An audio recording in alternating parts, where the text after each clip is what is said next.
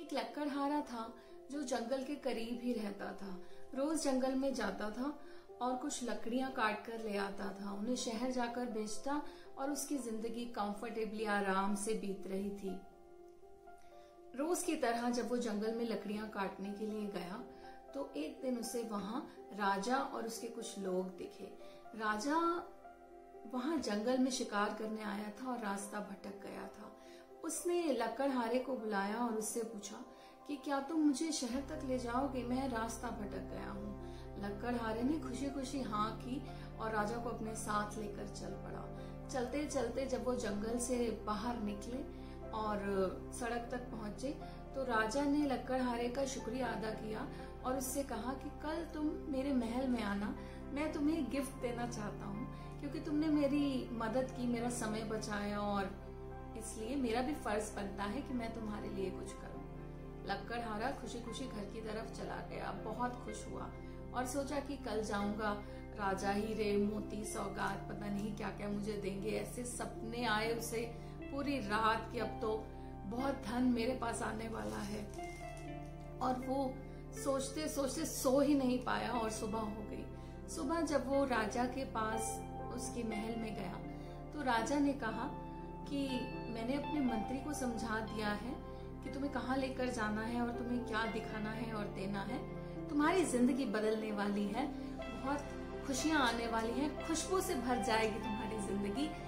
ऐसी सौगात, ऐसा गिफ्ट मैंने तुम्हारे लिए चूज किया है। तो जो मंत्री था राजा का वो लकड़हारे को लेकर चल पड़ा। चलते चलते दोनों एक ऐसी जगह पर पहुंचे जहां पर एक बगीचा था, वहां कुछ पेड़ थे। तो मंत्री ने कहा लकड़हारे से कि ये जमीन का टुकड़ा राजा जी ने आपके लिए चुना है, अब तो आपकी जिंदगी बदल गई।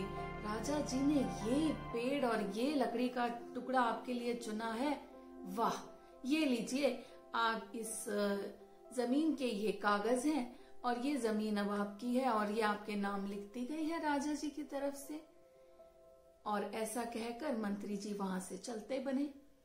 लकड़हारा उन्हें धन्यवाद तो देने लगा, उनसे शुक्रिया अदा तो किया उसने, लेकिन दिल बहुत छोटा हो गया।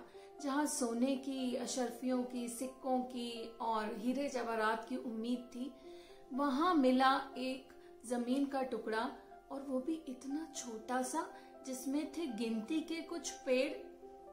बहुत दुख हुआ लकड़हारे को कि इससे तो जंगल ही भला था, इससे तो भगवान ने मुझे इतना बड़ा जंगल दिया था, मैं उसी में खुश था।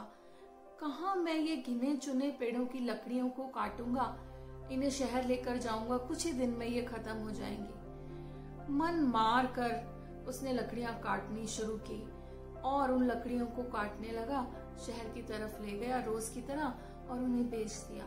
कुछ दिन ऐसा चला, बगीचा खाली हो गया, सारे पेड़ जो थे वहां उस जमीन पर लगे हुए। लकड़हारे ने लकड़ियां जो थी काट कर उसकी बेच दी।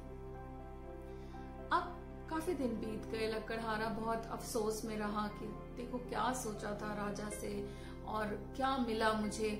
लेकिन इस अफसोस के साथ अभी वो अपने दिन काट ही रहा था कि एक दिन उसे संदेशा मिला कि राजा जी उसे महल में बुला रहे हैं। तो जब राजा ने उसे महल में बुलाया तो लकड़हारे की वैसी ही गरीबों वाली स्थिति देखकर राजा को बड़ा अचंभा हुआ और दुख भी हुआ। उन्होंने उनसे पूछा लकड़हारे से कि क्या हुआ, आपने वो लकड़ियां बेची और आपको हमने एक सौगात दी थी, लकड़ियों के पेड़ थे, वहां पर आपको हिस्सा दिया था एक जमीन का, उसका क्या हुआ। तो लकड़हारे ने बहुत ही दुख भरी आवाज में बोला कि कुछ नहीं, सब पेड़ मैंने काट कर बाजार में बेच दिए और खत्म हो गए, अब मैं वहीं हूँ जहाँ था। ऐसा सुनकर तो मानो राजा के होश ही उड़ गए। राजा ने बोला, क्या तुमने सभी पेड़ लकड़ियां काटकर सभी के सभी बेचकर खत्म भी कर दिए? तो लकड़हारे ने कहा, जी हाँ। तो राजा ने बोला, क्या तुम जानते हो उनकी कीमत क्या थी? लकड़हारे ने कहा, हाँ, वही कीमत थी जो जंगल की लकड़ियों की होती है, जो मैं पहले काटता था वैसे ही मैंने उन्हें भी काट कर बेच दिया। राजा ने कहा, क्या तुम्हें पता है कि वो वृक्ष किसके थे? लकड़हारे ने बोला वृक्ष किसके थे, मतलब लकड़ी के थे। राजा ने बोला अरे मूर्ख, वो वृक्ष तो चंदन के थे, वो लकड़ी तो चंदन की थी, उस लकड़ी की तो इतनी कीमत थी कि तुम्हारी जिंदगी संवर जाती और आने वाली तुम्हारी जनरेशन्स भी उससे फायदा कमाती, और तुमने उसे कूड़ा कबाड़ समझकर, एक ऐसे ही चूल्हे में जलाने वाली लकड़ी समझकर बाजार में बेच दिया कौड़ियों के भाव। राजा को बहुत दुख हुआ और ऐसा ही उससे भी ज्यादा दुख लकड़हारे का हुआ। तो क्या समझते हैं आप इस कहानी से?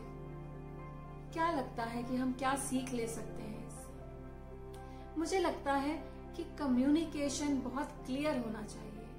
अगर क्लैरिटी नहीं होगी, अगर हमारे बात करने के तरीके में कम्युनिकेशन का चैनल एस्टैब्लिश नहीं होगा, यानी कि दूसरे को समझ ही नहीं आएगा कि हम क्या कहना चाहते हैं, तो नुकसान दोनों तरफ का होगा। इस कहानी में राजा ने अगर लकड़हारे को शुरू में ही समझाया होता कि आप इन वृक्षों को दूसरे वृक्षों की तरह ना समझे, ये बहुमूल्य लकड़ी है, चंदन की लकड़ी है, तो शायद लकड़हारे से यह गलती ना होती।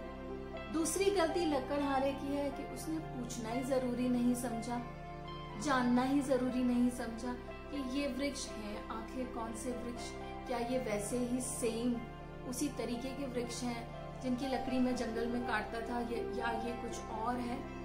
तो दोनों तरफ से ही कमी रही, कम्युनिकेशन को पूरा नहीं किया गया और एज्यूम किया गया, यानी एजम्पशन।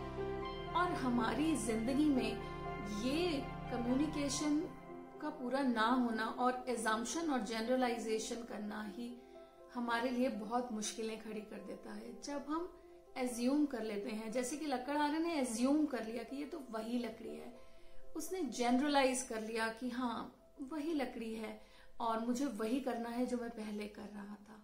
तो ऐसे ही बहुत सारी बातें हम एज्यूम कर लेते हैं। एजम्पशंस और जनरलाइजेशंस हमारी कम्युनिकेशन में हमेशा हमें प्रॉब्लम देते हैं। तो इसलिए अब जब भी आपको कोई अपॉर्चुनिटी मिले, आपसे कोई बात कही जाए, तो समझिए, उसे ध्यान दीजिए और इस कहानी को याद कर लीजिए। इस कहानी से सीखिए कि कम्युनिकेशन कितनी इम्पोर्टेंट है और कम्युनिकेशन में क्लैरिटी होना उससे भी ज्यादा इम्पोर्टेंट है। और जब भी लगे कि ऐसी कहानी सुननी है जिससे जिंदगी बदल जाएगी, क्योंकि जिंदगी नजरिया बदलने से बदलती है, तो इस पेज पर जरूर आइएगा।